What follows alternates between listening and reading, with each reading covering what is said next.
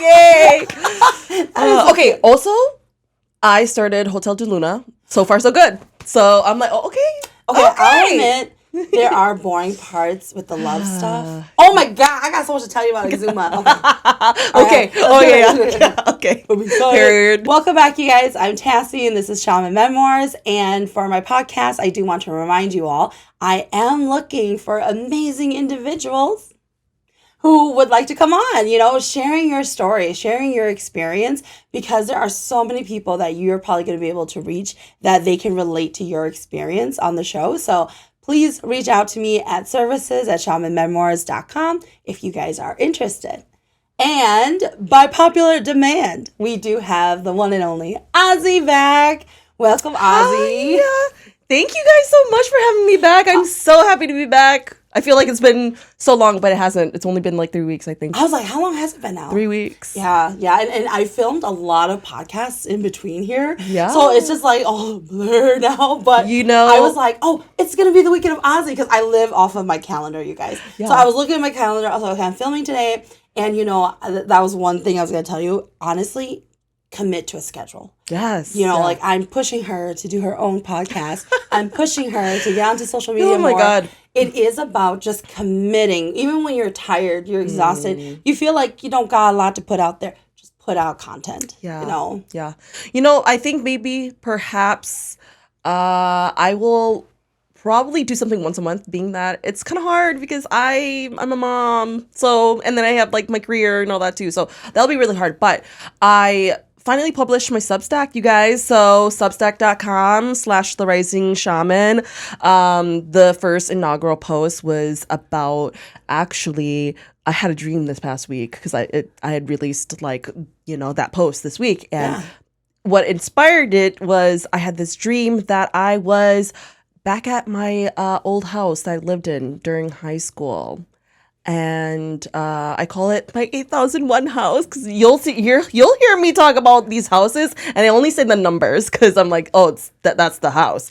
But this 8001 house was this big and beautiful house, and I loved it. But we lived there very, very in a short time. But I was back at this house, and I'm like rummaging through everything. I'm like, what is going on here? And it just felt like it was abandoned, but it was still under our ownership. And I was like, it's been a while since I've been here. And what is going on in this space? I'm like, I didn't even know exactly what I was looking for, but there was still food in the fridge. I was like, no mold. Okay. And then I just felt this really familiar feeling of my mom's energy or my grandma's energy during that time. And when they say I was just observing everything that was happening. I was like, that feeling when they say a woman makes a home. I was like, I'm feeling this this energy of this matriarchal energy. And I was like, what does this mean?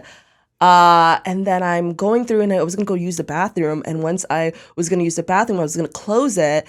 I saw this black figure in the window of the pane of the bathroom door, and I was like, whoa, what the heck is that? But once I looked closer, it was actually my daughter who was peering in. It was my daughter in this dream. It was my daughter who was looking for me, and then boop, I realized, oh my God, I left her in the car. I've been in this house for almost an hour, and I don't know what the heck I was doing, but I totally just got lost in it. And so I ran out, grabbed my daughter, and I was like, this is where mommy used to live. And I took her around the house, and I just saw, it just felt like it was raining the day before. And so there was mud and, oddly enough, flies and bugs in the mud, but then there was also flowers, roses, thorn bushes that were kind of just grown, and the house kind of still looked like it was still in good shape. And then I woke up and I was like, what the heck does that mean? And I sat there for a moment, and I could see my guides in the peripheral, because that's how I see them. I see them in energy form, so they're kind of bleep, bleep. I was like, okay, what do you guys want to tell me? What does this mean? I don't understand. So I sit there for a little bit, and I go through my dream of all the details that had happened, how I felt during that time, just to kind of recap my the feelings and observing everything that happened. And then I was like, what does this mean? I asked my guys, I'm like, what does this mean? Mm-hmm. And they're like, well, when you dream about the home, it resembles your psyche, and it resembles like a deep subconscious part of you. Yeah. And then I was like, okay, but what does that mean? Like, what are you guys trying to tell me? And they were like, how do you want to leave your imprint in this world, right? How do you want to, what do you want to leave behind? Because that's essentially, and then I was like, that does make sense. Like, I saw all these things that we left.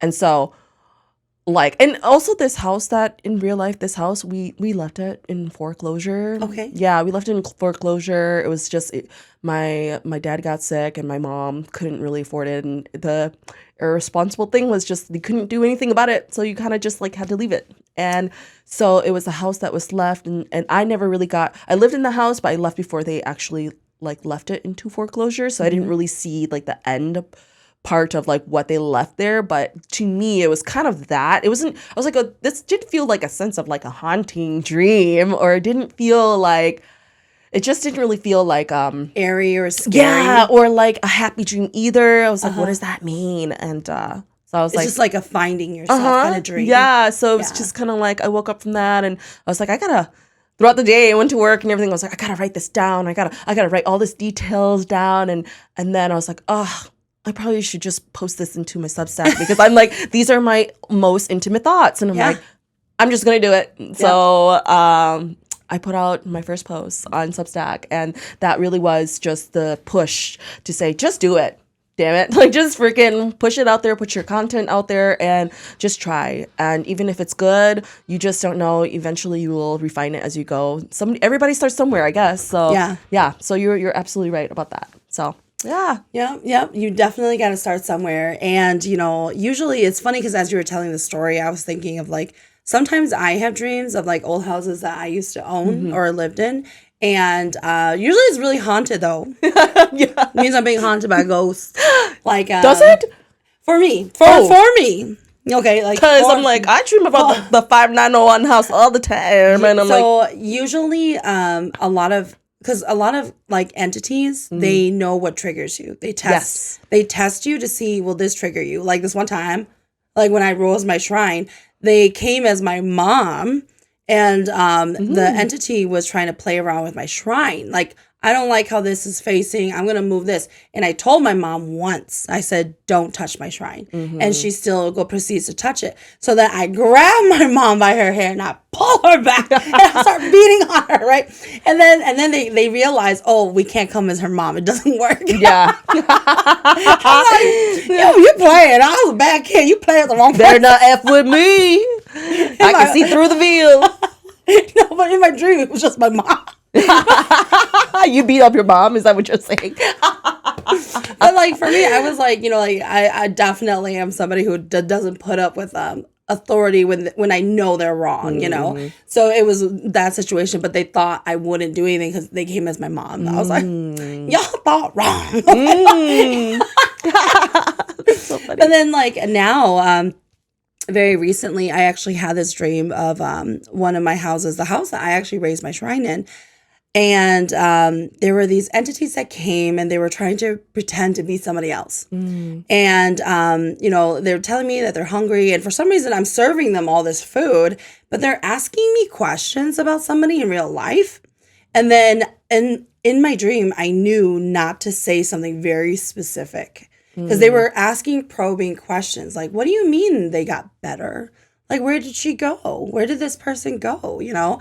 And then I just knew I had to like pretend, but I didn't register that they were like ghosts yet. And then when I woke up later, I was like, oh my God, the ghosts were coming looking for this person. And they were trying to get me to tell them in my dream, you know, so that they can find this person. Tricky. Yes. So they'd be doing that. Yeah. So that sounds like your guides were kind of right there with you. Yeah. Yeah, very much.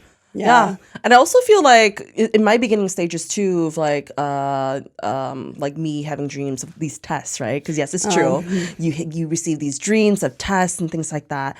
And I remember they were like telling me like, oh, you have to. So I have this guide, or I guess during this time, I feel like in the beginning stages, I may have had this guide who was actually Hispanic and he was speaking Spanish to me. Yeah, it was crazy. Yeah, sometimes I'm hearing things like in another language, in a different language, and on the other side, I couldn't understand him, so I was like, see, because he was like. He was like, oh, on your paper, like, because I had my notebook with me. He's like, okay, now that you were training, because they were trying to train me to see through like spirits and stuff. And he was like, okay, well, we're going to send you over into this place and where you're going to go into this bathroom. You're going to find this girl and you're going to send her up. And he's like, oh, and don't worry about, and he's saying this all in Spanish, right? And he's like, don't worry about, like not knowing exactly what to say, you just say the way that you know how. And yeah, that's when I was like, see, okay. Do you ever have dreams of speaking Hmong or like actually onenging? Not necessarily actually oneng yet. Maybe because I'm like, I feel like my practice is still on the come up still, but I do feel, I don't know, it's kind of weird. I feel like a lot of my dreams actually, like all these symbolic dreams happened before I actually initially raised. So I remember like my mom coming to my house and bringing me my jianing, and that was like an indication to say, oh, go your beach, like really soon you're gonna start. Oh wow. But other than that, no, not necessarily like me owning or anything like that. But I will say, actually, this week, so we have this like. So my partner's been sick, and the air is dry. It's freaking Minnesota winter, and we have this little, what do you call it? Little steamer. What like a humidifier? Yeah, humidifier. I can't even think. Yeah, I saw it. I saw the image before I said the word. This humidifier, and it would go off, and it's noisy. It goes, but it can turn into like white noise. Well, it turned into white noise for me in my dream. And this is kind of like what I was talking about with GJ earlier when I got here about like the frequency, right? And like how when we are in trance, like that, when the reason why like we have shamans have bells and drums is to help raise that frequency so you and your mind can be raised to that altered state of mind, and then you can access that information. Well, in the dream state, the actual humidifier, the noise coming from it, sort of acted as this like frequency for me. And then I kept hearing my thoughts were, Koning lingo na. They were saying like incantations of like what you would say, and it was like I feel like there was like 3 or 4 people talking all at once, and I was like, who am I listening to? And are you guys trying to teach me? And then in my dream I was like, Lynn, like, is this the radio frequency? Can you turn it off? Like, what's going on? And then boop, I woke up and I was like, what? That was the humidifier. And so it was like, I just felt like I accessed that state of mind and frequency because of this. The noise. Yeah, the noise. And it's really funny because back then, this is after I put my shrine down, and I was living with my brother, and I knew like anything that's repetitive, a noise, it would evoke him to have sleep paralysis, or spirits would come to him. So if I'm ever at home, I would listen for anything, and then I have to break the noise. I would purposely go turn off the fan because it's making this clicking noise. I'm like, oh no, I'm running around, but I'm also really bad where I'm trying to be quiet, and then I all these dishes fall, and I'm just like, I'm here. So so I totally understand what you're talking about, like with the white noise there. Yeah. I do not like white noise, I can't stand excessive noise that's not necessary. So like I don't own a microwave. Oh yeah. When I went to work, I was holding cold pizza, and I was looking at the microwave. I was like, how long do you microwave pizza for? And I was like, how would you do it? Through the oven? Yes. I throw everything into the oven. Period, because it tastes better anyway. Actually, if I really, really wanted to, I mean, if I actually don't really care for microwaves either because of the microwaves. Yeah. Like, I do believe it. Like, those waves, like, how do you know that? I can feel the microwave. Okay, it's probably leaking too, but I can feel the microwave. Okay? I have to always move away because I feel gross. You know, like especially in my chest area up here, I could feel it like, and then sometimes it hits my stomach when it's leaking a lot. Like, I feel like it's, I heard that, like, you have to be careful in, like, a 12-feet radius of it. Yeah. I don't know if that's true or not, but yeah. There's some science to it. I mean, I just feel like, I wouldn't. Yeah. So usually I don't use microwaves, but now that I don't use it, I'm at work. I'm like, how do I turn this on? Like, what do I do? And then this guy, I was talking to myself, like, how long do I microwave pizza for? And then this guy is You're like, how do I work this? This guy's passing by. He was like, 2 minutes is good. I was like, oh, thank you. And then I kept pressing it, wrong numbers, pressing it, wrong numbers. So you just open the door to reset it. Anyways. My deal is it's just 1 minute. See how hot it is. Yeah, that's sometimes a good it can be idea. really, really hot. Yeah, that's a good idea. No, hold on. We're getting off topic. I know. Well, let's do this. No, it's a good thing though, honestly. And I was going to say again, like the platforms. Well, you were saying like, oh, I've recorded so many episodes since I've seen you because it's been like 3 weeks. And I was like, yeah, I actually have too. I actually recorded with some other gals. Love that. Yeah. Do you mind if I give them a shout out? No, go for it. Okay, well, they are called Girls Gone Weird. They are on Spotify. 2 friends of mine. Well, Denny, I've met before. She's in Minnesota here and she's up north. But these 2 Mika girls, Nicole, I've known her since the 5th grade. They're awesome. And their banter is like this. Like, it seriously is like 2 to 3 hours long, and I love putting it on, especially when I still have people come to me to do lashes because I'm a former esthetician. I'm literally sitting here looking at your lashes the whole time. Well, these are clusters because I did do my own lashes and then I took off. I was like, this is too janky. I'm not gonna go into Tassie's show with janky lashes, and I got time. But anyway, yeah. So I love to put it on, and then so it's a perfect thing. It's just have my clients, like listen in with me, like your show or their show. And anyway, they're just really awesome. I went on there to talk about Hmong shamanism, and they came. It's at a very new slate, so they don't really understand like exactly what it is, or even in terms of Hmong specifically. So go listen to their episode 49. I love it when they also have segments called Show Us Your Booze. And I know a lot of Hmong people. I did watch that. Yeah, okay. Yeah. After you sent it to me, I went to watch the segment. So they have people send in their own experiences, which is so awesome and so cool that their listeners talk about their experiences. And there's some really crazy out there. Really crazy out there. Like I'm talking about like timeline shifts and like just weird like that. Yeah. Which I also have a story for you guys about that. But yeah, it's like it's true though. There's just so much that ends up happening. Like it's like I hear so much from other people, some zany stuff. And I'm just like, oh, I'm so thankful. It really puts in perspective that I'm thankful for myself. I don't think so. You're saying I'm not the only crazy one, right? No, so like, okay, so we were talking about dreams. Okay. Yes. Yep. So I went to, it was really funny because I went out to California recently to raise a student. Oh, yeah. And we were at the hotel and, usually I let Molly always pick the bed because she always gets mad that I always pick the non-haunted bed. So it gets to the point where she's like, we're just going to push our beds together. So, like, we're exhausted. Long day of traveling. Whenever you travel out to California from Minnesota, it's like 6-8 hours because you have to go. You always have to stop somewhere to catch another flight to go further.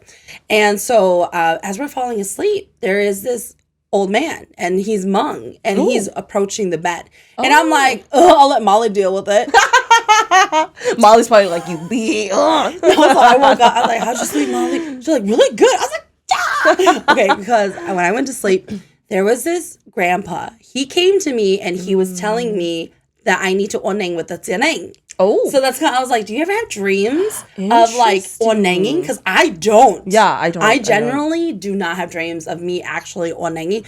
If I'm being haunted, like back then when my shrine was closed, like I would hear chants and then I would call my huaneng out, but I don't actually, like, I'm not actually doing it the way in that dream. So he was like, okay, but he is so he is dakwa, okay? And okay, wait, pause. Dakwa, talk about that for a second. What do you mean by that? Like, Your ancestors. Okay, your yeah, ancestral okay, spirit guides. Yeah. So usually when we refer to Zheng, we're okay. Yep. My pronunciation, a lot of people have a hard time understing. No. Okay, because we pronounce it as Zheng Yeah. Jizong. Yeah. Okay. Yeah, it's a little bit of like a, it's like a little bit of tongue twister because you're like, oh, if you don't speak Hmong a lot, then Yeah, and then I shorten it, which doesn't help because I just say it's Zheng. Yeah. But it comes from your Dakhwa, and it's this grandpa. Okay, so have you ever seen Exuma? I have not yet. No. Okay. Y'all just put me on to Hotel De Luna, so now I'm on it, and it's good. looking good. Pretty The love far. scenes, I did not care for it. But I think because for me, I didn't feel like there was a lot of chemistry between the main actor and the two main actors, or maybe because I didn't really see them together. But you can see through the fact that this is just a little like a show, and but then the message behind the spiritual aspects, you're like, you can relate to that because it sounds so close to what we believe and what we experience, and So for the longest time, a lot of you guys have been telling me to watch Exuma, and even one of my students, right? So we're on the plane, and I'm like, for some reason I couldn't sleep. So I kept looking through all the videos, and then finally I see one, and it's Exuma. So I finally, okay, I'm just gonna play it. And Molly's really afraid to watch scary movies, right? So I keep trying to give her the headset to listen with me, and she's like, no. So she's just sitting there and watching my monitor, even though she has her own monitor. She can't help herself. She needs to also watch mine. And as she's watching it, she's like, no, I don't want to watch scary movies, but also I'm looking and watching what you're watching. Having FOMO. So, but it was like there was one scene where I did scream out loud on the plane. We're on the plane. I have full headset in, and then I screamed, and then I felt everybody kind of jolt in front of me. I was like, I'm sorry, but then Molly will like turn. And she'll be like really close to the other person, and the other person just sitting there looking at Molly. And Molly's like, I'm sorry. So I was so mad because when we landed, we were only at 41 minutes. Yeah. So I was like, I need to finish this. Yeah. What is it? It's like a movie or something? Or yeah, it is a movie. So Exuma is available on Amazon Prime. It's not sponsored, you guys. I won't tell you everything, but pretty much Exuma is in South Korea. In their culture, they believe that you need to have a very good plot of land to bury your deceased. And that kind of like affects your lineage and, you know, whether your wealth and all that stuff, right? So they have like these geologists who specialize in land. But when it's called exuma because you are exhuming the spirit when you dig it up. Because if a family starts to get really sick, starts to have really bad luck, they dig up the grave to see if something is wrong. Yeah. And then they look at the bones and then they release the spirit. So that is why it's called exuma. When we got to the second plane, there was no Exuma, and I had no monitor. So I ended up going to my student's house, and she played it for me, so I finished it. And Molly, and then we realized the second half is really scary. Oh my gosh. Because the whole time, I'm like, oh, this isn't scary at all. It's not scary at all. But the second half is bad. It is bonkers. And so, is it like gross or is it like scary? Because I'm like, oh. No, it's not. It has some gore, but very, very little gore. Oh. It's more like supernatural, kind of scary. Okay. I don't know. Sometimes I'm like, people are like, oh my God, this is so scary. Like I watched Insidious like the first time when it came out, and I was at the movie theaters, and I was straight up laughing because I was like, this, y'all. Okay, I want to hear your opinion when you gotta go watch. Okay, Exuma. I will watch Exuma. There is this. Okay, but people who've seen it, they'll know what I'm talking about. Okay, so there is a Japanese general in Exuma. That was like the grandfather who came to see me in my dream. This all relates. Oh okay. Can you whistle? Yeah. Yeah. Okay, you know, it's because I've been whistling lately because of my dog. I'll be like upstairs, and I'm like, where are you? And that's my message. It's like, yeah, and then she'll be like, yes. She'll come upstairs. Okay, the reason why is Korean shamans, the mudangs, and they whistle to get the spirits to come. Ooh. So the whole trip, I'm trying to whistle because I was telling Molly, we ain't getting no spirits to help us.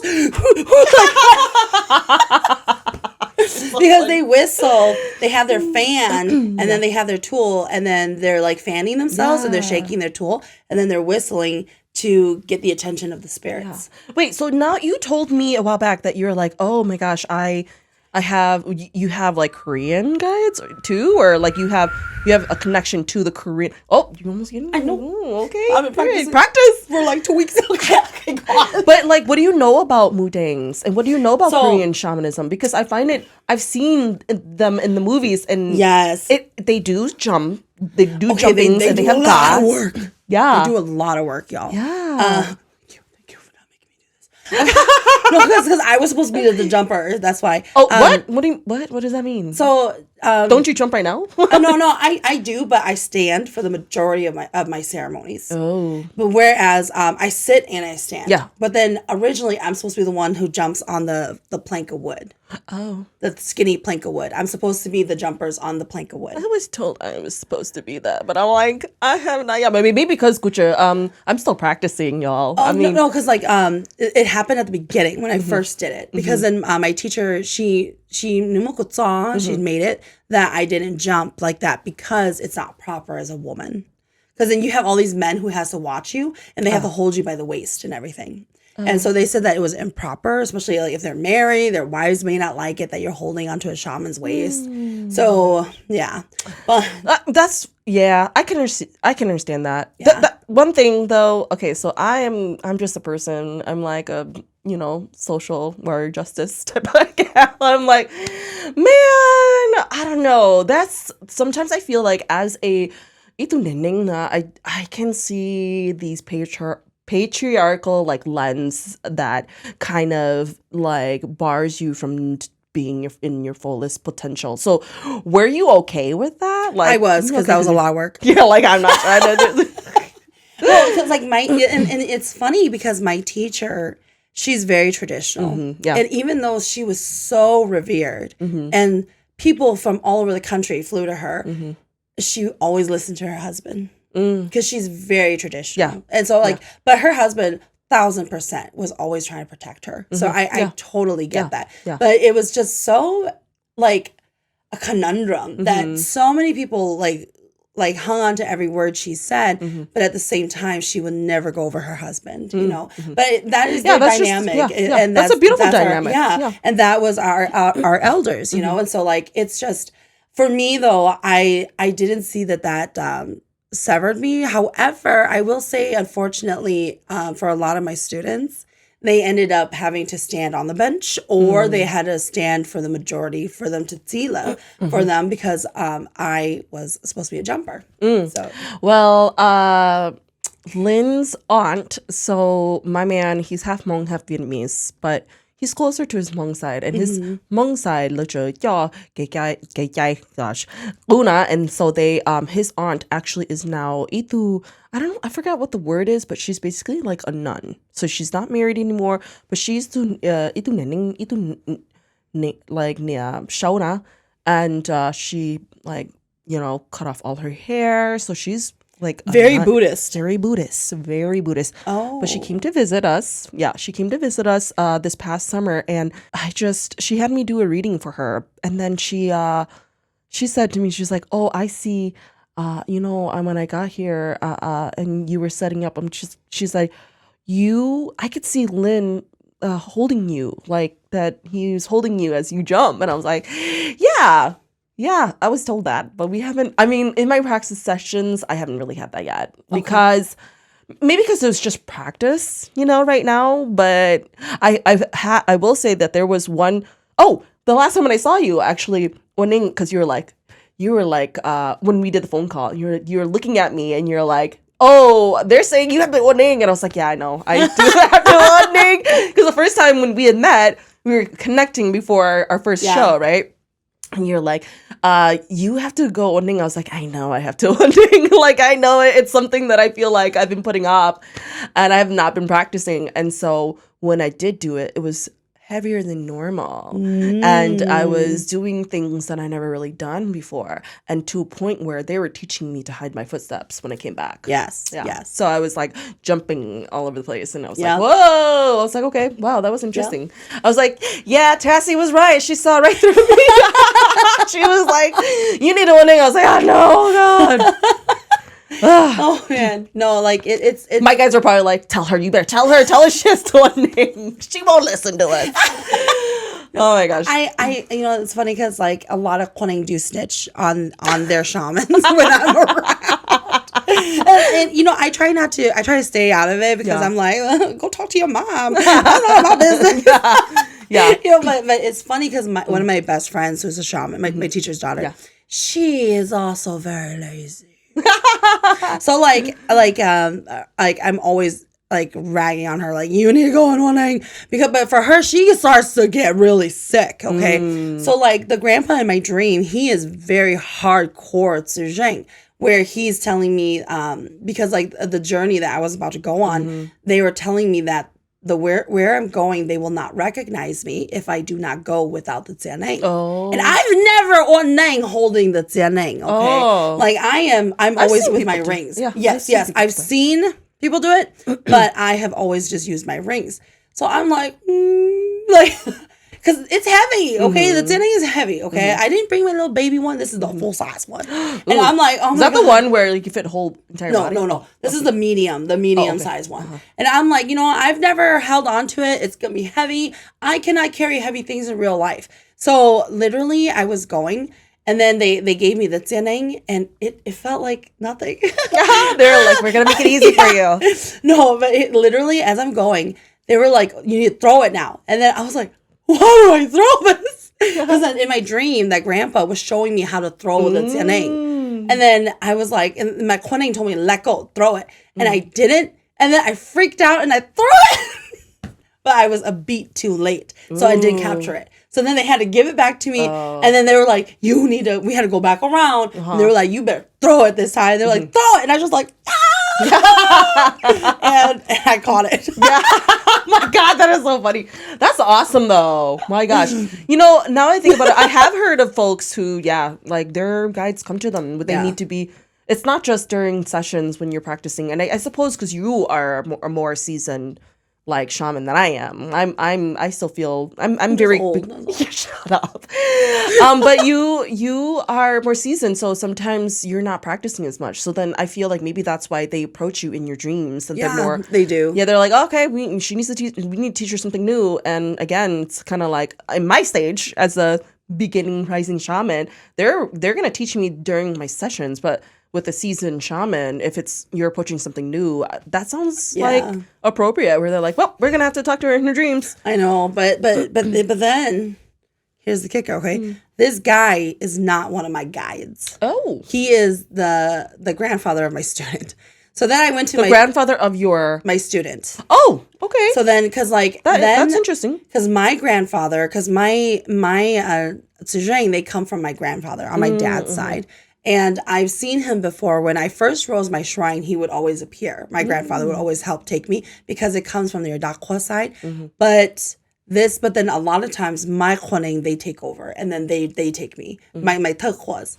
So then this time it was my student's grandfather. And then I went to her house and that same ghost was there in the corner. No. So the whole night I'm watching Exuma. He's just standing there staring at me. And I'm like trying to move around the house. He's still looking at me. See, this is where in your video when you're like, would I much rather see them or hear them? That's why I was like, hell no, I'm not trying to see no ghosts or no spirits.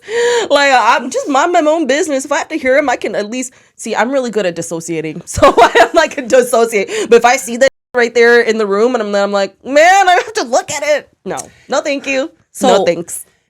Let's talk about Korean shamans. Yeah, let's talk about that. Like we were talking about. Yes. So, okay, what I do know, again, this is strictly just from my spirit guides, especially the Korean ones when they come forth. They always tell me that I need colored flags because the colored flags represent working with certain spirits. Again, I'm not a specialist in Korean shamanism. So disclaimer. Yes, but they're always telling me because then I actually know of somebody who uses these certain type of swords where it's a real knife. Okay, y'all. And I was like, oh, this is like the Korean knife, like the for Korean shamans. Yeah. But I use the Hmong ones because they're not sharp. Okay, they're not gonna cut me. But my spirit guides are always showing me these different flag colors that I need. Interesting. Yeah, because there's a red, blue, yellow, and green.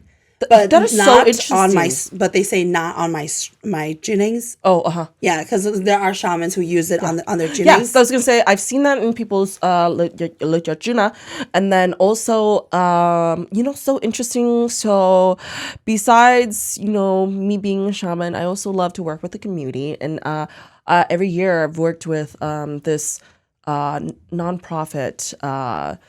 We call like our event Flower Power, and they are under the Native Americans, the Dakotas.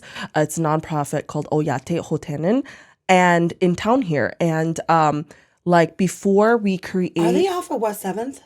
Maybe, I don't know. Okay, because I went there for a wedding once. Oh, it's indigenous people. Yeah, because they have a center over there, and they were telling me that they also do Native American shaman meets there too. Interesting. Well, it could be they're an umbrella. Okay. So so this specific event was under their other like arm of, they call it inequalities. That focuses more on like the social justice lens of like their work and stuff. And so this Flower Power event that we host every single year, basically people like come and offer flowers, and we do art with it, and it helps to basically like acknowledge like those who've been like incarcerated, and just things like the social injustice that happens, and we just highlight that.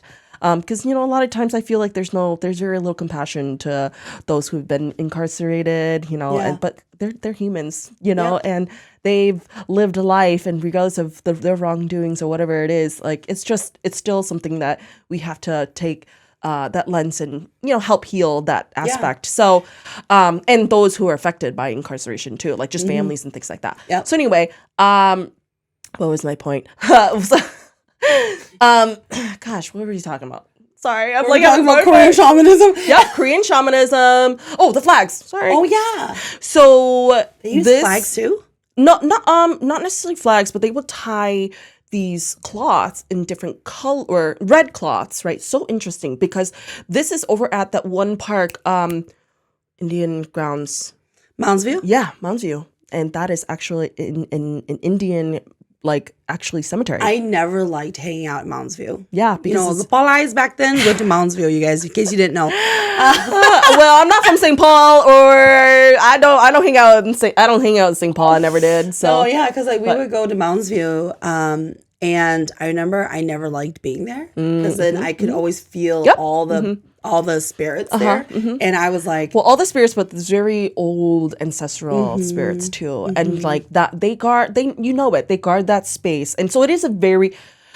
People who are indigenous say that place needs to be respected as a cemetery, and like that is a place where they guard, like absolutely, where it's like if the city wants to come in and profit off of it or do something with it, they're like, why? What for? So it really needs to be held accountable, right? Yeah. And so anyway, when we create this event every year early in the morning, it starts from sunrise and then it ends at sunset, and it's a beautiful event. And what they do is they go around all the trees, give an offering of tobacco, and they say your prayer to the land, and you honor the land. And they set up this, I can't really explain it, but it's almost like this like teepee looking, like, is it with strings? Yes, it's like different color strings though. Different color strings. Did you know Hmong people do that? I don't know. They call it the flower.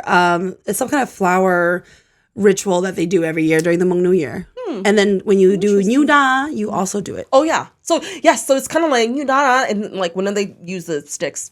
And you gotta go under it. Yes, it's kind of like that. But I asked about that because they use different color cloths too. Yeah. So black, yellow, green, and I think blue. And then he was like, it signifies all the different directions.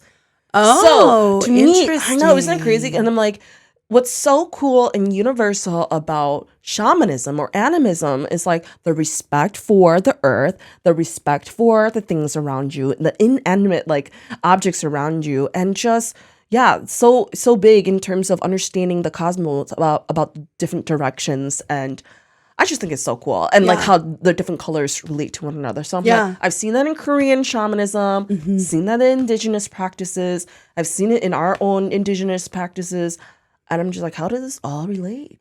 Now, I follow this one Mudang on Instagram. What's her name? Good question. Because I'm like, I followed two of them. So she followed me for a long time, and she always was commenting on my stuff. So I finally one day went to go and follow her. And I was like, "Oh my gosh, she's a Korean shaman!" And you probably didn't know what I think it was called. I think her page is called The Mudang. Oh, okay. Okay. I'm like, I could be wrong, but I swear it just says I follow somebody Mudang. who's like the baby Mudang or something like that. Oh, yeah, it was so cute. But I follow two people. But the Mudang that I follow, she's married, I believe, to a white guy. Oh, okay. She posts a lot of like in South Korea, they have shows about shamans and stuff like that. Mm-hmm. So it's kind of like she posts those kind of clips and stuff. Interesting. But I love their clothes. Okay. Ooh, yeah, so beautiful. Oh my God, it must be so expensive to be a Mudang.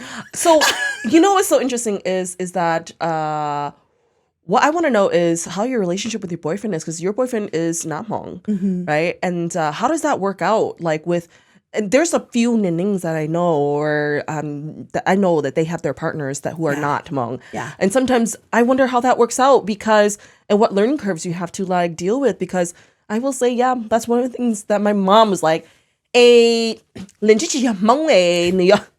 know. I'm like, Mom, he's half Hmong. I'm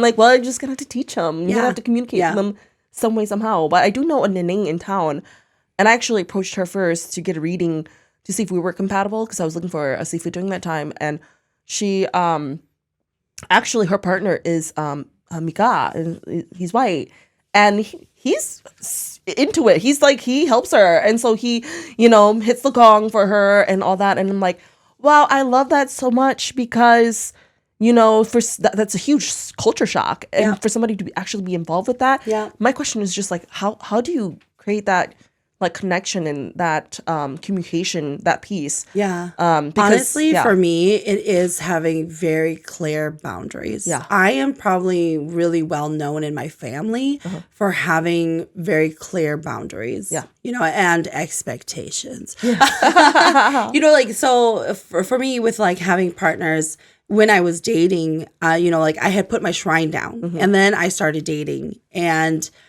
I should not have been dating. So like, okay, you probably needed to get out there. Well, because like I wasn't looking for anything serious, but I kept, unfortunately, attracting people who were looking for something very serious.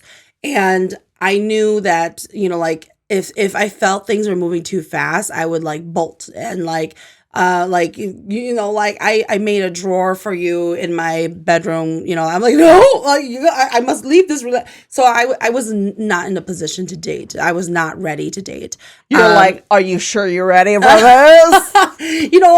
I was there for fun. I didn't realize I would hurt people's feelings. He said, I have a drawer for your things. I actually had an ex who actually did have a few things, and I was like, this is interesting. But But I mean, I was I've met great people during that time. Yeah. And it's just, they kept telling me about my boyfriend now, that he was coming and I had to wait for him. Oh. Miss, don't listen to nobody. So, I definitely, it's okay, you probably had fun. Lots of it. A little too much. But like, I think around the time when I actually met my boyfriend, I was done. Like, I was done dating. Like, okay. Where I was like, this is like the 200th guy who I've made cry. I need to stop. Well, damn, Tassie. Stop. Like, whatever I'm doing. Heartbreaker over here. I was like, I think I'm ruining people's lives. I was not a good person, you guys. Because like I was just there to have fun. Mm-hmm. And after that last one, I was like, okay, I'm done. And then I met my boyfriend now, Eric. So, and honestly, with all of the guys before, my spirit guides never let me tell them that I was a shaman. Mm-hmm. They've always had me zip and like they would make me forget about it or I would never mention it. And then with him, with Eric, he was the first person I told right away. You know, so he was How do you react from that? he was actually super supportive. He's like, whoa, even his mom, all of his friends know. I mean, all of his friends and his brothers were there when he's trying to build my shrine. Did you feel like you just knew, like you felt safe sharing it with him? Yes, because that's definitely. So big. Yep. And he is my number one supporter. You know, like I know my family's big supporters too. Thank you, TJ. Look mo. All of y'all. So literally, like he is such a big supporter of anything that I do in life. Like, but granted, you know, like he's kind of conditioned me to not know how to operate without him. What? What does that mean? Like literally, if something is like broken or wrong, Eric, like my family will be at my house. How do we turn this on, Tassie? I'm like, let me go ask.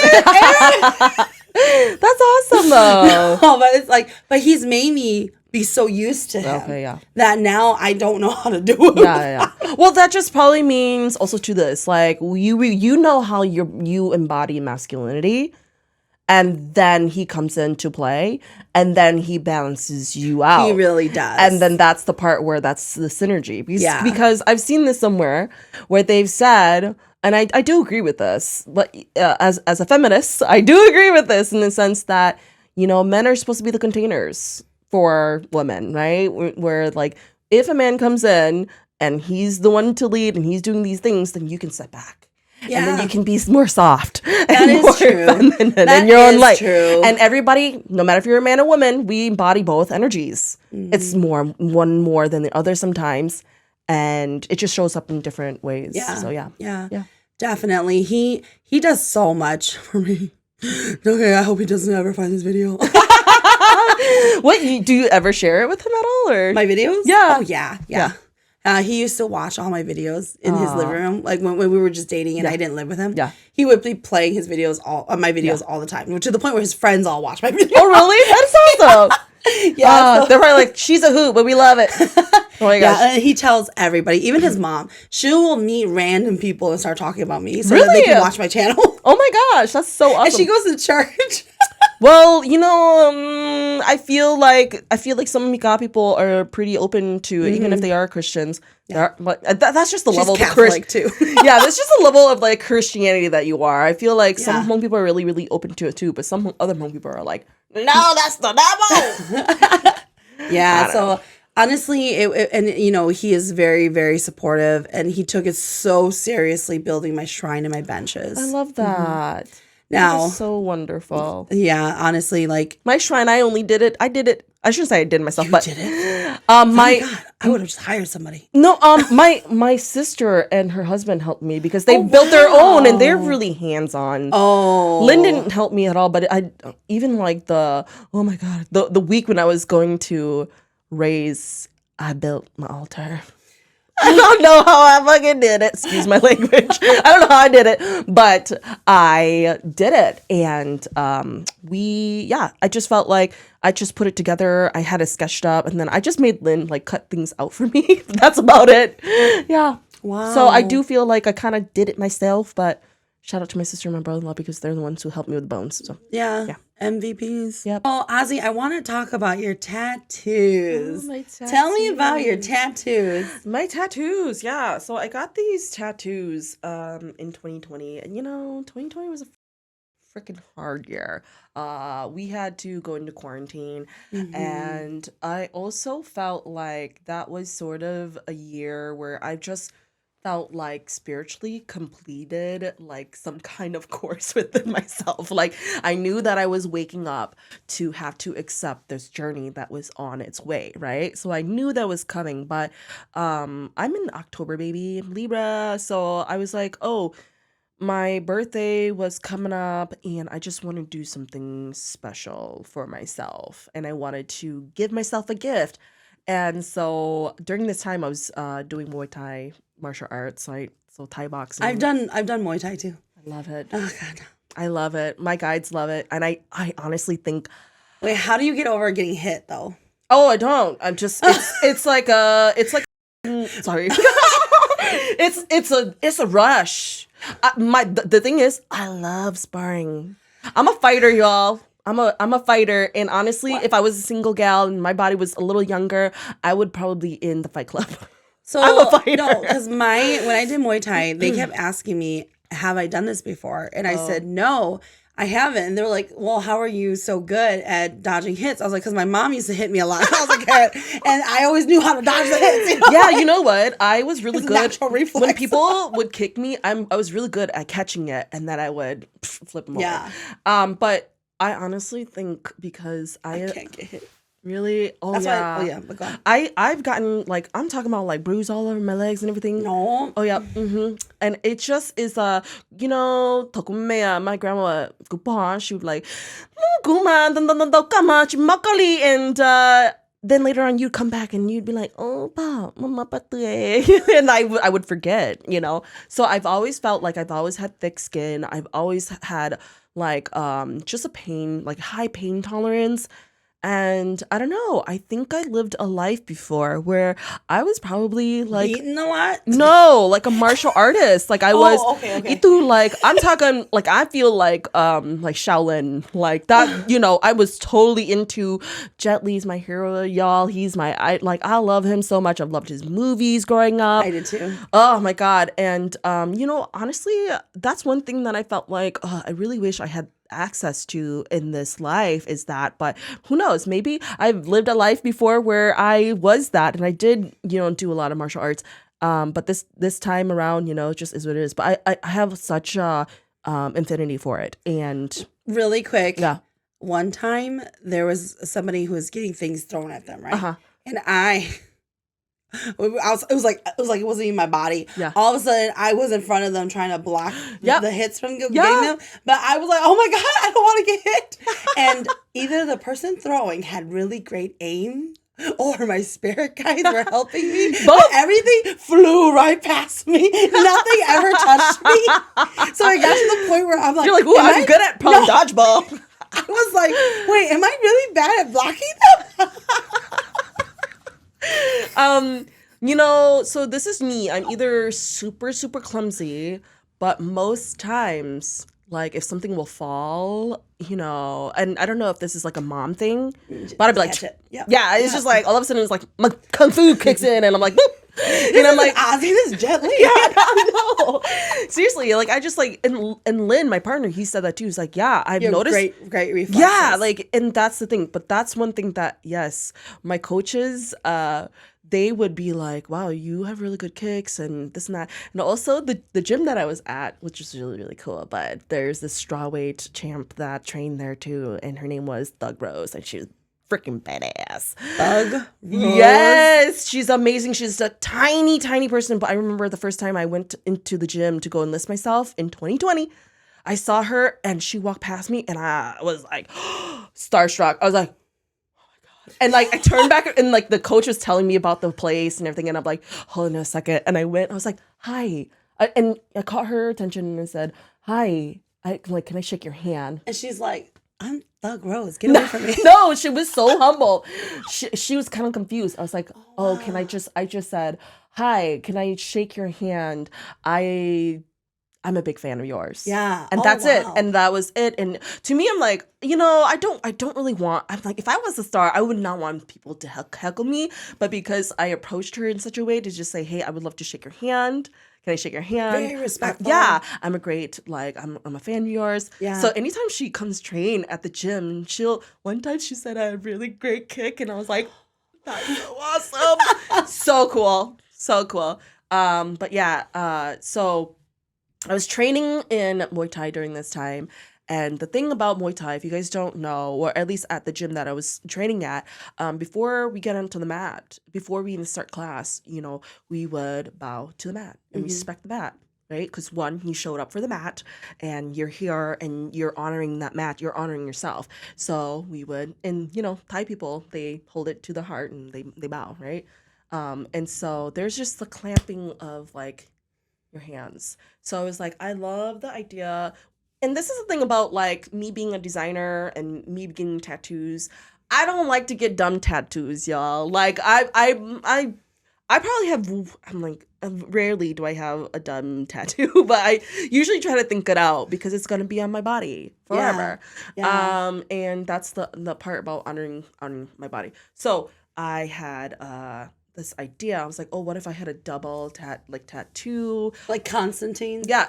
And then also, in Muay Thai, I like to use the elbows. Oh. So that's the thing. It's just like, whop, your elbows are Yeah. really strong. Before your Yeah. fists, your elbows can cut freaking an eyeball or Do you know this whole time I'm looking at your arm, I finally saw the Hmong motif there. I finally saw it. So this is the thing, is that I actually sought out this woman. She was this Mika gal. I've been following her Instagram, and I was like, maybe I want to get a tattoo and I want to get on my forearms because I want it to match and resemble that. When I clamped it together, it honors me as a person, right, for showing up. It honors like the martial arts.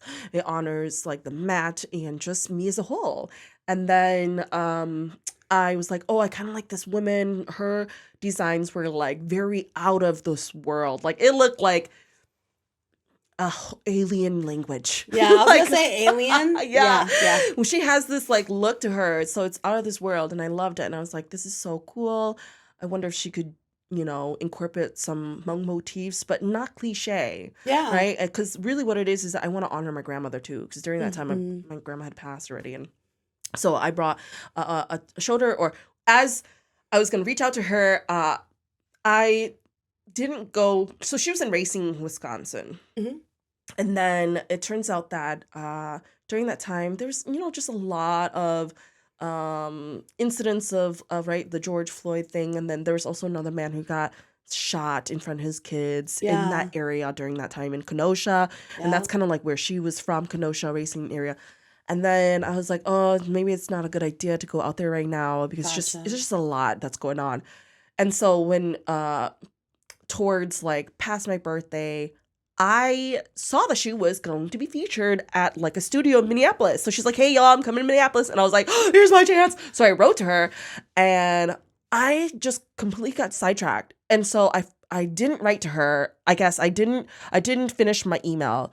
But then a few days later, I forget about it and she writes back. So I realized I never sent that email, but I must have hit it where I sent it to her, You like never my finished? draft, Yeah. and I just got sidetracked. But I don't know what it is. Maybe it was meant to be. That's when I thought, I was like, ooh, maybe this is meant to be because she was like, hey, Azzi, this sounds like a really cool idea. But tell me, because it seems like you didn't really finish your thought. I was like, oh crap. So I was like, oh my gosh, I can't believe that I honestly got sidetracked, and that's why this email sounds like is unfinished, and it is true. But I would love to see you, because she was like, oh, your concept is really cool. I'd love to take this project on. Wow. Yeah, so she actually, took me on as a client, and honestly, it was the most like awesome experience I've had with the tattoo artist. She was so careful about everything, about placement, and she showed me the design because I told her the idea, but I just loved it because she put her own spin to it, and that was just, it was so cool, so freaking cool. So anyway, I got it. I was the day before I was gonna go get it. I actually had this beautiful dream. Really? Yeah, I had this beautiful dream, and I dreamt that I was all of a sudden it's just like in my body I can hear the ocean waves, and it was such beautiful. And then I could hear birds. It was like I was in like five different places at once, and I was in this dimension, but I can hear the water from like the ocean crashing onto like the land, and then I can hear birds from the jungle and they're chirping, and it was just so beautiful and all these different like experiences. And then I saw that I was in this crystal orb, and it was just pink, and it was so loving, and I was in this loving place, and I just felt like there was no words, but it was just the feeling of like you've arrived and you've graduated in a sense, right? Like it was like I had graduated, and it was such a beautiful experience that it was telling me that like you can access this place at any given time through meditation. Mhm. Like remember this place. Yeah. And then I mean, I felt like I was in my body, but I was also somewhere else. So everything was very, I don't know, I don't know. It's like, and, being that we are multidimensional beings too, so I can feel my body. I'm in like 5 different places at once in this crystal ball, and it was just so beautiful. And then I felt an itch on my leg, and then all of a sudden it took me back to my body, and I woke up. Oh. And then that was the day when it began. So when I got to my appointment, I told her about this dream. And she's like, wow, that is so beautiful. And I was like, I don't know. I kind of feel like this is meant to be. And this was a gift for me. And so we completed it. And so that is the concept of when I show up to life. Oh, wow. That, you're paying tribute. Yeah, and I'm paying everything. tribute to my experience, my spiritual experience. And also, just showing up for the day, showing up for myself and others. And also, I don't know if you know about like this is like the all-seeing eye, right? It's Yeah, almost it does like, look like that. yeah, it's kind of like I shouldn't say all-seeing eye, but it's like people say the evil eye that protects you. Yeah, so that's what I was thinking. It was Yep. like the evil eye. Yeah. Like the palm. Traditionally, it's on a palm. yeah. So that's that, and that's where you're right. It is very Egyptian. Like I've had people tell me that for Egyptian like, and then it's infused with the Mongol motifs, and I just love her spin to it because you can see that it looks like a heart, but it is not your typical like motif. And so she brought her spin to it. I love it so much, and anybody who asks me, I'm like, this is me showing up. So yeah. Oh, very nice. Yeah, my spirit guides do not allow me to have tattoos. Yeah, no, because that's okay. Yeah, yeah, they always tell me it's gonna get burned off of me. Because for them, they're like, people always ask me about like plastic surgery. I have clients who ask me about plastic surgery, and for my spirit guides, their teaching is always, it's kind of like, for me, they don't want me to damage my body because this was the gift that was given to me. Nothing wrong with you getting a tattoo, but like one of my other girlfriends, we come from the same lineage, and I'm just like, aren't you afraid of getting burned off of you? And she was like, I negotiated. And I was like, good luck. No, actually, I got a tattoo in the back of my neck here, and I don't think my guides were really happy with it because they had me dream. They're like, "Oh, so you're gonna put it right here?" And it's like, "Well, you gonna?" And then they showed me like a tattoo on my face, like how cute is that kind of ordeal? And I was like, "Y'all gotta not be so dramatic." Okay? But the thing is, my spirit guides, they do appreciate tattoos if it's spiritual, and also the Japanese full art on the back. Oh. But the whole back has to be covered then. Yeah, I do believe that. I don't believe in getting stupid tattoos. I believe in if you're going to put something on your body, it has to mean something, Yeah. And I don't know. That's how I pay tribute. So, yeah. So I want to hear about you and angel numbers.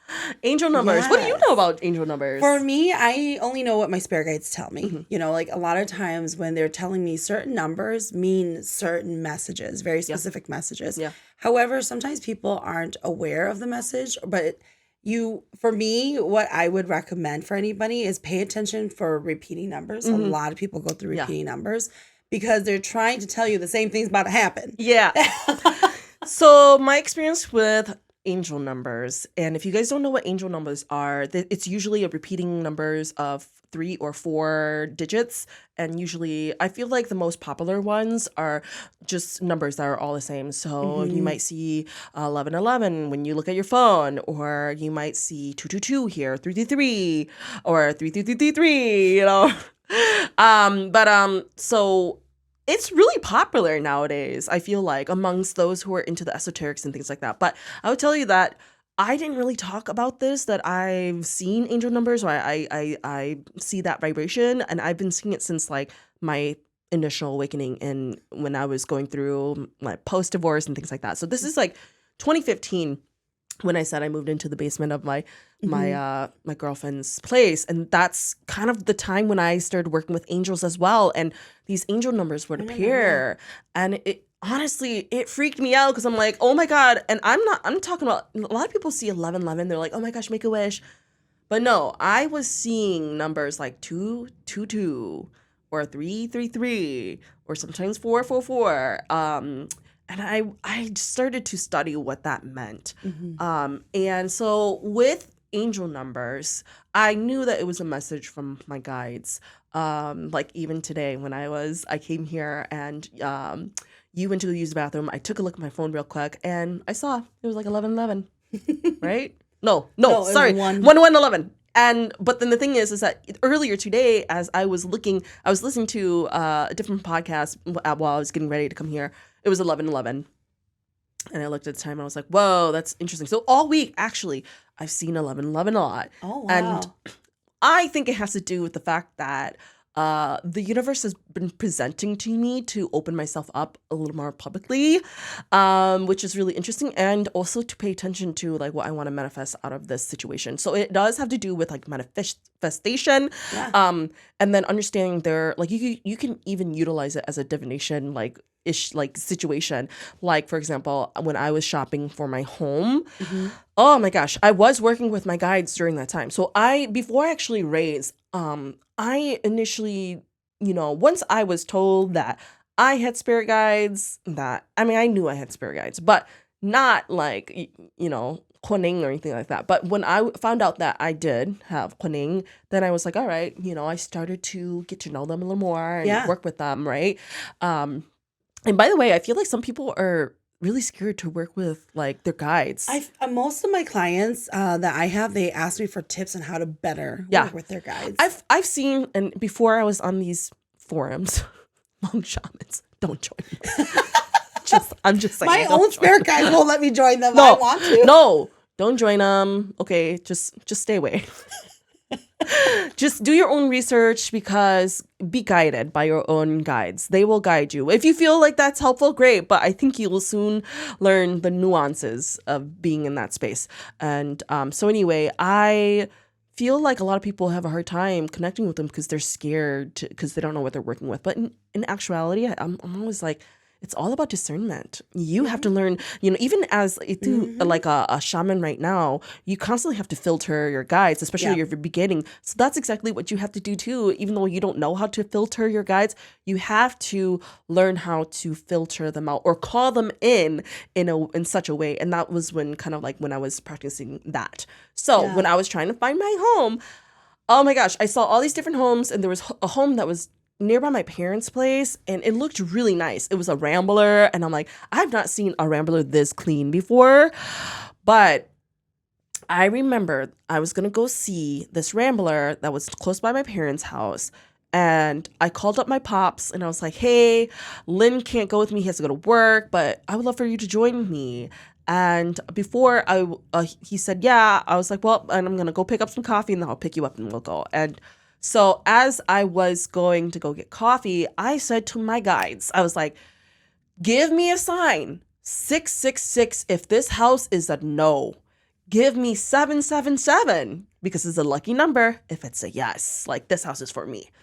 And then I'm like rolling into like Caribou, and it's funny because there was this car that was right in front of me that was about to turn into like the drive-through too. But then I kind of like, my brain was scattered. I was like, do I go first or do I let him go? And then I was like, no, I'm just gonna go first. And so I squeezed my hands and I was like, what? And then I rolled up, and there was this big old white truck in front of me, or van in front of me, and license plate said blah blah blah 666. I was like, okay, that's your sign. That is my sign. So if you ask for it, be ready to receive. Yeah. It is so very true. So yeah, angel numbers mean different vibrations, but I've been seeing them. I actually have an angel number book in my office. Oh, interesting. Yes, but I've never read it.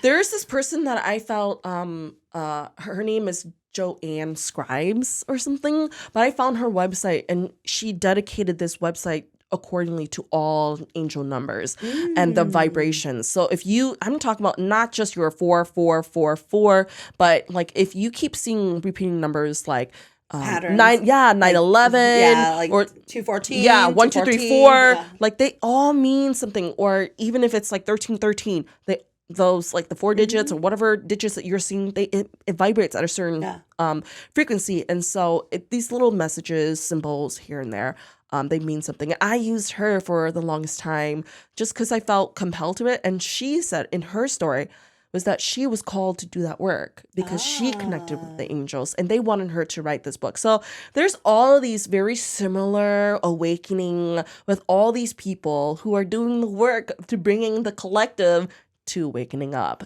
And, you know, I think angels, that's beautiful. it is such a beautiful thing. And as a Hmong shaman, right, like you can utilize that too. Like that modality is there. And I will say, I have not paid attention to angel numbers for a while. I have not had a whole lot of messages, but as of late, the 111s, the 1111 has been appearing. So that's been something unique that's appeared in my life. So pay attention. I will say I also don't pay attention to angel numbers often.